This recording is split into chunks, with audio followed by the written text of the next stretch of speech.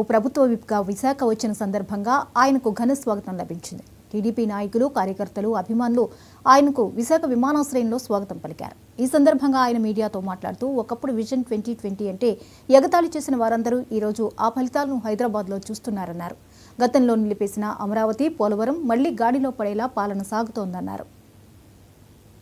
ఒకప్పుడు విజన్ 2020 అంటే ఎగతాళి చేసిన వారు ఈరోజు ఆ ఫలితాలు హైదరాబాద్ ప్రజలందరూ చూస్తూ ఉన్నారు. సో అదే రకంగా ఈరోజు ఇప్పుడైతే ఎగతాళి చేయడానికి ఏం లేదు. ఒక విజనరీ లీడర్షిప్ వస్తే ఏ రకంగా ఉండబోతుంది, అప్పుల్లో కూరుకుపోయినటువంటి ఈ రాష్ట్రం అధికారంలోకి వచ్చిన తర్వాత వేగంగా ఈ 150 రోజుల్లో వేగంగా అభివృద్ధి సంక్షేమ ఫలాలు మరి వెళ్ళేటట్టుగా గాడిలో పెట్టేటట్టుగా పాలనని అనేక అంశాల పట్ల మనం చూసాం.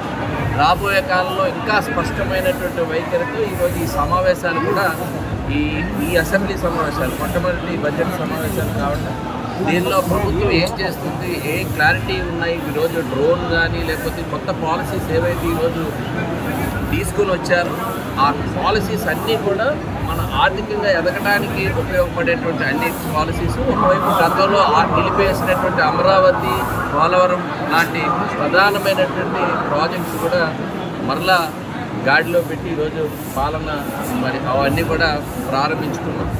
మరి ఆ రకమైనటువంటి ఒక స్ఫూర్తితో అసెంబ్లీ సమావేశాలు ఒకవైపు ప్రతిపక్షం అక్కడ అడుగు పెట్టకపోయినప్పటికీ కూడా మనం చూసాం. నిన్న మొన్న ప్రపంచ స్థాయిలో కూడా మన రాష్ట్రం వైపు చూసే విధంగా ఈరోజు యుఎస్లో ఆ స్కామ్ కూడా బయటపడటం.